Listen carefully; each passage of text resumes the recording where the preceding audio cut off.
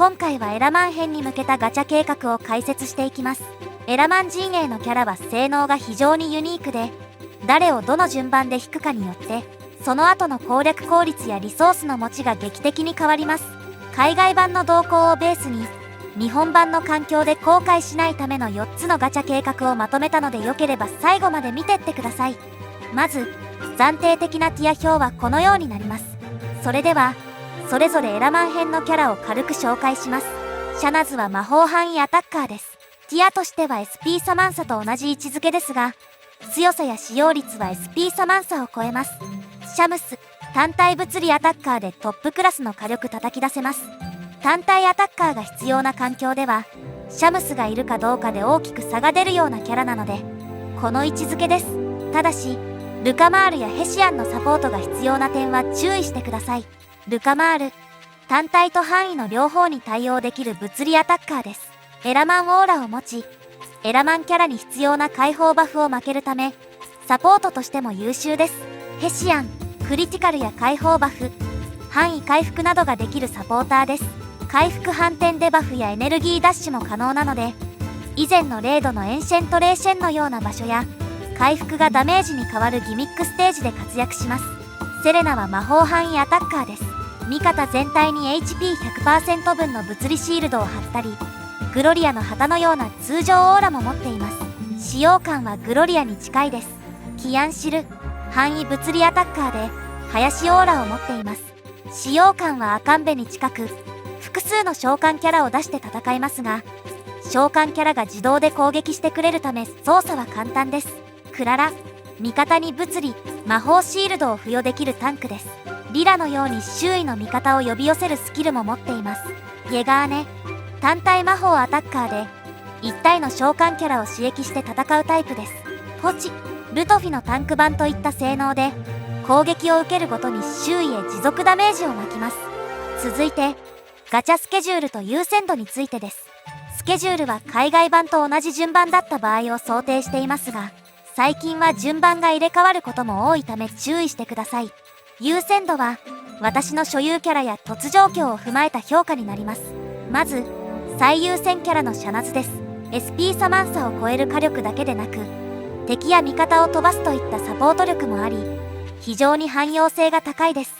エラマンキャラはルカマールなどの解放バフ持ちと組むのが基本ですが、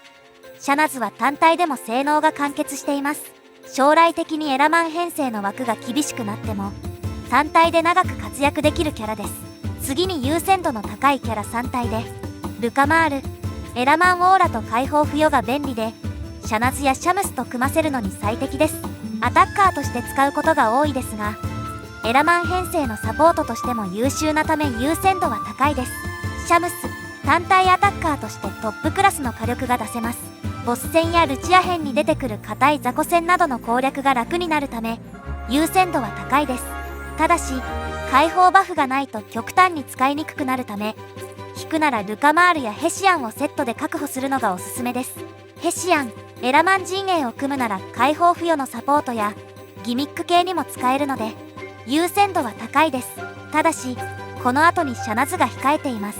ヘシアン実装時にシャナズの天井分が確保できていないならスルーでも良いかもしれません。実際私の海外アカウントではヘシアンは未所持ですが、問題なくエラマン陣営でプレイできています。次に優先度が10のクララ。本来は優先度が低いですが、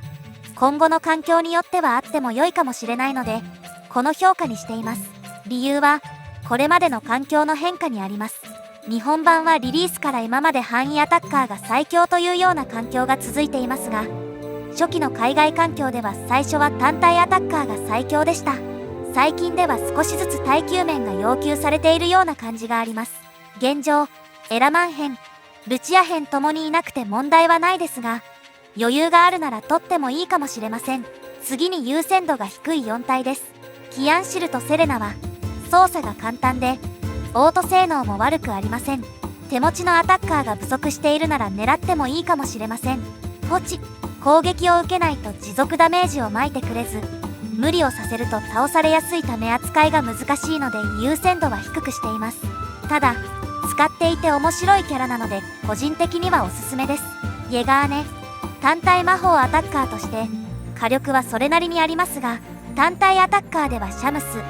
魔法アタッカーではシャナズに持ってかれてる感じなので今のところ使用率は低いです。ただ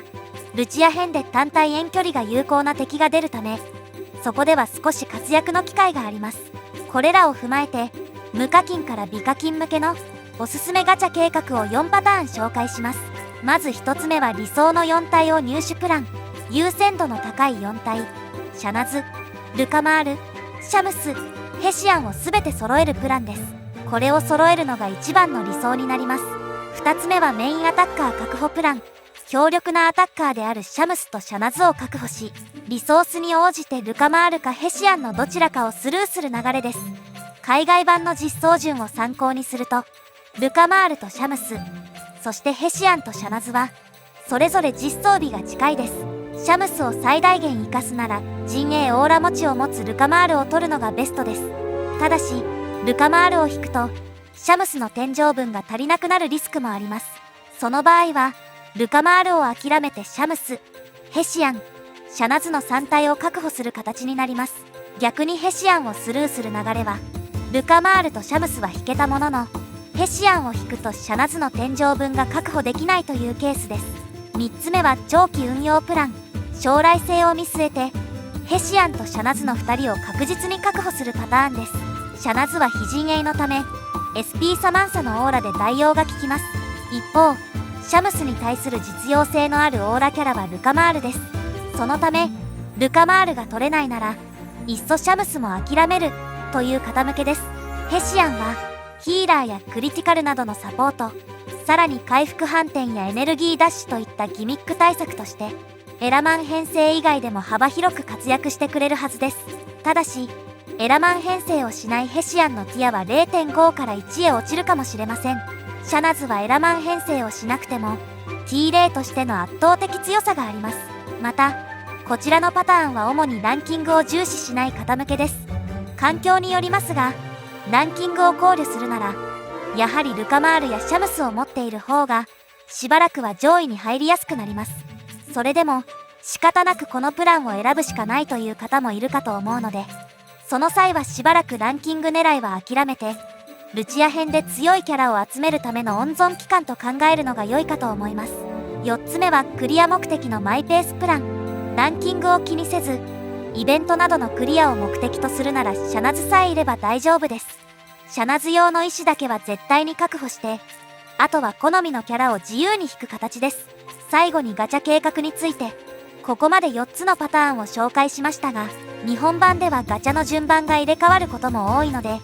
あくまで一つの目安として考えてみてください。結論としては、やはりシャナズは確保して、あとは自分の手持ちやプレイスタイルに合わせて選ぶというのが良いかと思います。皆さんは次回のエラマン編、誰を狙う予定でしょうか？このキャラを引く予定などといったコメントや動画の感想などぜひ教えてください。以上で今回のガチャ計画の解説は終了となります。ご視聴ありがとうございました。良ければチャンネル登録と高評価よろしくお願いします。